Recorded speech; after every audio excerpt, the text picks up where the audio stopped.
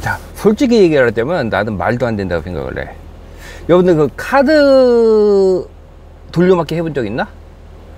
그 2001년도인가 우리나라 카드 사태 있었지.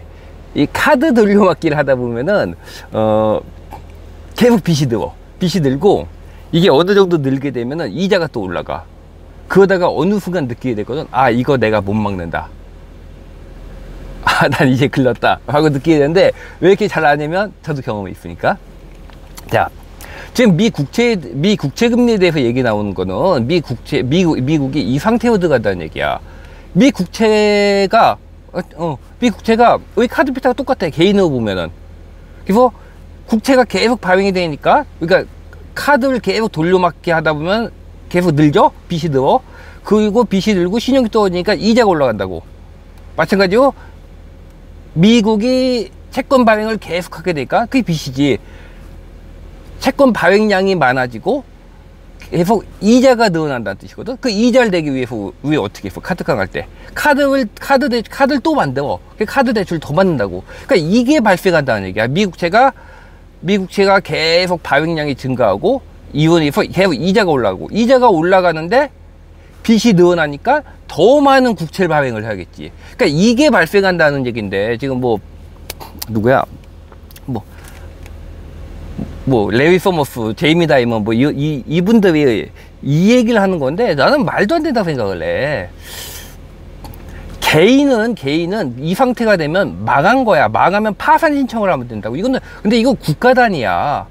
미국은, 개인도 마찬가지지만, 미국은 적자로 운영이 되는 국가거든? 적자로 운영되는 국가야. 그래서 미국이 지금 미국 국채가 그 상황이 됐다는 얘기는 미국이 결국 파산할 거 아니야. 똑같아. 이 상황을 들어가면은 방법이 없어. 방법이 없다고. 우리나라, 개인 카드깡 돌려막기나, 국가나 똑같아. 이 상황이 되면 대책이 없는 거야. 그래서 이 상황을 들어갈 것이라고 전망을 하는 건데, 그래서 제이비나 다이먼 같은 경우 7%, 8% 얘기를 하고 있는데, 자, 왜 그게 말이 안 된다고 생각을 하냐면, 개인은 이걸 막을 방법이 없어. 자, 여러분들이 카드 돌려막기가 이 상태가 됐다고 생각해봐. 그럼 어떻게 할 것 같아? 일단 빚을 줄이려고 하겠지.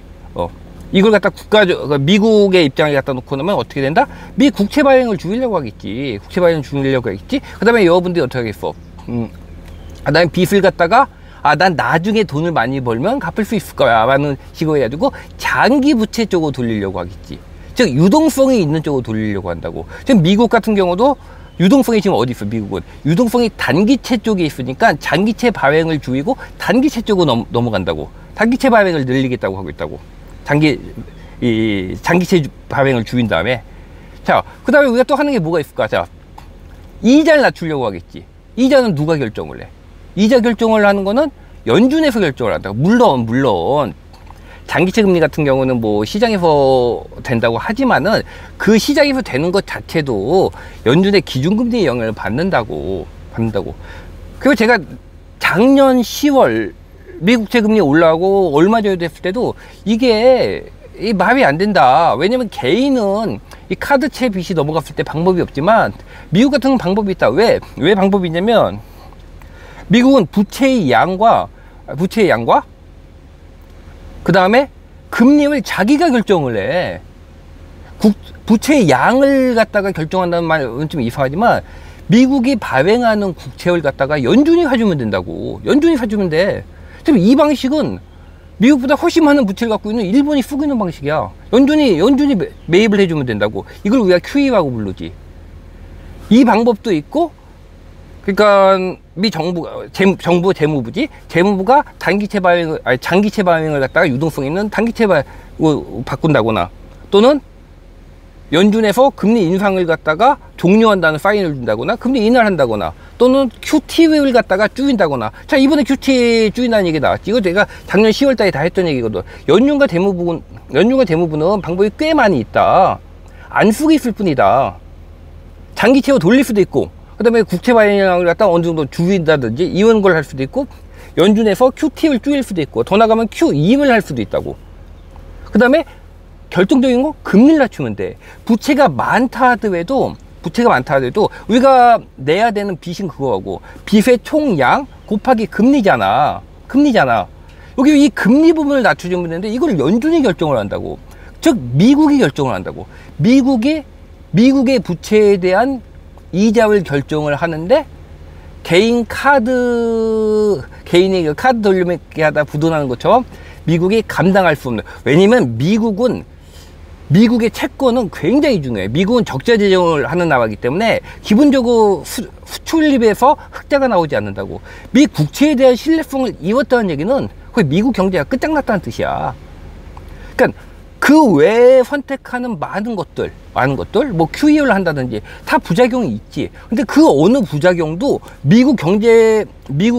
미국에서 미국의 국채에 대한 신뢰를 잃는 것보다 더 강한 부작용은 없어. 이건 끝이야, 그냥. 개인 카드 돌려막기 하다가 부도나는 거 똑같다고. 근데 이 방향으로 갈 것이다 해서 미 장기 국채가 뭐 7%, 8% 얘기를 하고 계속 장기 국채 얘기를 하는데 아니야. 이번에 연준에서 단기채 위주로 매수를 한다고 했다고. 생각해봐. 재무부가 장기채 발행을 단기채로 돌린대. 그리고 연준은 단기채를 매수하겠대. 이제 물론 이유는 있어. 이유는 나중에 QE를 할 상황이 왔을 때 연준의 대차대조표에 변동 없이. 왜냐면 자, 조금만 설명할게. QE라는 거는 장기채를 파는 걸 QE라고 불러. 장기채. 그래서 연준이 장기채를 사게 되면 대차대조표에 변동이 있잖아. 근데 이 대차대조표에 변동이 없이 한다는 얘기가 무슨 얘기냐면 장기채를 매수하면서 단기채를 팔겠다는 얘기야. 이렇게 되면 대차대조표에 변화가 없다고. 이런 걸 할 수 있기 때문에 단기채를 매수하겠다. 왜냐면 나중에 QE를 할 때 단기채를 매도하기 위해서. 근데 난 이거 말도 안 된다고 생각을 해. 자, 연준의 툴은 기본적인 게 금리야. 그 다음에 양적 완화는 굉장히 최근에 나온 방법이지. 기본적인 툴은 금리하고. 근데 QE까지, 양적 완화까지 할 상황이 왔다? 굉장히 안 좋다는 얘기거든. 근데 여기서 단기채를 매도하겠다? 단기채를 매도해서 장기채를 매수하겠다? 말도 안 돼. 경제가 그 정도 상황이 되면 단기 자금 시장도 난리나. 이 상황이면 단기채를 매도해가지고 장기채를 매수하고 하면서 대차대조표에 변동이 없이 하겠다? 말도 안 된다고 생각해. 이거는 재무부가 발행하는 단기채를 갖다가 매수하기 위한 핑계야. 핑계를 만들어 놓은 거야. 내 생각에는 그리고 이게 재무부 입장에서도, 재무부나 이렇게 입장에서도 좋은 게 뭐냐면, 자, 보세요. 우리가 금리가 내려갈 것 같으면은, 여러분들 주택담보대출 금리 받을 때 금리가 내려갈 것 같으면 어떻게 해? 고정금리 받아, 변동금리 받아? 지금 금리가 높아? 근데 금리가 내려갈 것 같아. 변동금리 받지. 즉 만기가 짧은 걸 받는다고. 금리의 변화가 금방 적용되는. 자, 재무부 입장에 보자고. 똑같아. 재무부 입장에서 금리가 내려갈 것 같으면 장기채 발행을 하는 게 유리할까? 단기채 발행을 하는 게 유리할까? 왜냐면 만약 30년짜리 긴 걸로 받았는데 거기에 이자를 갖다가 금리를 높게 했다. 그럼 30년 동안 계속 줘야 돼. 이자가 내려가도 계속 줘야 된다고. 근데 금리가 내려갈 것 같거든. 즉 우리가 금리가 내려갈 것 같을 때 변동금리를 발행하는 거와 똑같이 재무부 입장에서도 지금 장기채를 발행할 이유가 딱히 없는 거야. 왜? 금리가 내려갈 것 같으니까.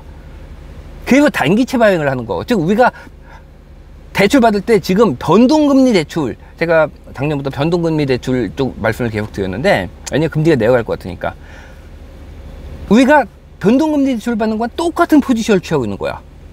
그래서 단기채 발행을 한다고. 이 단기채 발행은 시장에 이 단기채 쪽은 아주 유동성이 많이 있으니까 흡수를 하고 있어. 근데 이것도 언젠가 한계에 부딪힐 수 있겠지. 그러니까 연준이 어떻게 단기채를 매수하고 있다고.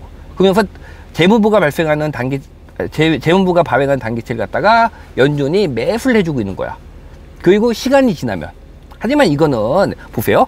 국가의 재정 운영을 갖다가 단기채로 운영한다는 건 여러분들은 어떤 게 더 편할 것 같아? 여러분들이 빚을 빌릴 때, 야, 나 돈 좀 빌려줘. 3개월짜리 빌리는 게 편할 것 같아? 10년짜리 빌리는 게 편할 것 같아? 10년짜리가 편하지. 실제로 장기채로 빌리는 게 훨씬 더 안정성이 더 높다고. 근데 왜 안 빌린다고? 금리가 높으니까. 그래서 지금 이원저원 핑계를 대고 있는데, 보세요. 나중에 금리 내려가고 나면 재무부는 단기채 발행 줄이고 다시 장기채 쪽으로 넘어갈 거야. 그리고 연준도 단기채 매수한다는 거, 단기채 매수한다는 쪽을 갖다가 아마 변동을 줄 수도 있어요.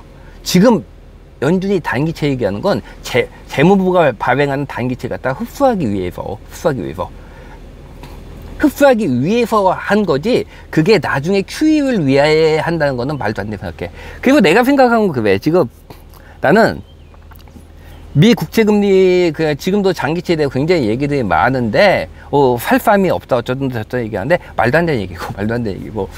그거 살쌈이 없는 이유, 살쌈이 없는 이유는 왜 살쌈이 없냐? 물론 중국과 일본 이런 얘기도 있지. 지난달에 일본 많이 팔았습니다. 최근에 일본 굉장히 많이 팔았어. 일본도 환율 관리하느라고 많이 파왔는데, 그럼에도 불구하고 지금 미 국채금리가 올라간 거는 수급이 깨졌어요. 수요가 그러니까 중국하고 일본이 안 사서 하기보다는 공급량, 발행량 자체가 많아서 올라간 거. 그리고 국채금리가 이렇게 올라갈 때는, 국채금리가 올라간다는 건 국채 가격이 떨어진다는 겁니다. 예, 수익률은 가격분의 수익이니까. 그쵸? 금리가 올라간다는 얘기는 분모인 가격은 떨어진다는 얘기예요. 이게 가격이 떨어지는 상황에서는 매수를 들어가기가 힘들어. 최근에 게다가 미국 같은 경우에 은행 규제로 인해 가지고 이 국채나 채권 같은 이 고정금리 자산에 대해서 시가평가를 하겠다고 하고 있거든. 이 상태면 매수를 들어가기 힘들어. 근데 반대로 이 얘기는 국채 금리가 떨어지기 시작하면, 즉 국채의 가격이 올라가기 시작하면 정반대의 현상이 발생한다는 거야. 그러니까 국채를 사는 이유가 국채의 이자를 받기 위해서도 있지만, 국채의 가격 상승을 보고, 그러니까 우리가 부동산 같은 거 시세 차익을 보듯이 국채의 가격 상승을 보고 매수세가 들어올 수 있다는 얘기야. 단지 지금 수요가 줄어든 거는, 지금 수급이 깨져가지고 국채금리가 올라간 것처럼 보이는 건 공급이 많아서, 그리고 국채의 가격이 떨어지고 있기 때문이야. 이게 금리의 미 연준에서 금리 인하 포지션에 들어가면 전혀 다른 상황에 나올 수도 있고, 부채가 늘면 들수록, 불과 몇 년 전에 미국 국채 발행을 할 때 굉장히 경고가 많았어. 미 국채 발행이 이렇게 많아도 되느냐. 그때 뭐라고 얘기를 했냐면, 미 재무부 얘기했던 게, 국채 발행이 많아져도 상관이 없다. 왜? 이자가 싸니까. 금리가 내려가고 있기 때문에 실제 이자 부담은 오히려, 빚이 많아도 이자가 낮기 때문에 오히려 부담은 적다는 거야. 내는 이자가 적으니까. 대출 이자가 적으니까. 그 얘기를 했거든. 이처럼 부채가 많으면 많을수록 실제는 더 낮은 이자가 필요해. 이자가 더 낮아야 버틸 수 있는 거야. 내 생각은 왜? 내 생각은 미 국채금리가 7, 8 얘기하는 사람도 있는데, 난 미 국채금리가 미국의 부채가 늘어난 만큼 미 국채금리도 위로 올라가기는 더 힘들다고 봐. 장기적으로는. 결국 미국 입장에서는 이걸 내려야 될 거야. 자, 여러분들이 카드 대출을 받아서 카드 빚이 이만큼이라고 해봅시다. 여러분들은 그 카드 빚의 이자를 갖다 낮추고 싶어, 올리고 싶어. 낮추고 싶지. 근데 여러분들 할 수가 없어. 그 이자를 여러분들이 정하지 않거든. 근데 미국은 미국이 정해. 과연 올릴까? 고금리로 계속 유지를 할까? 난 아니라고 생각해.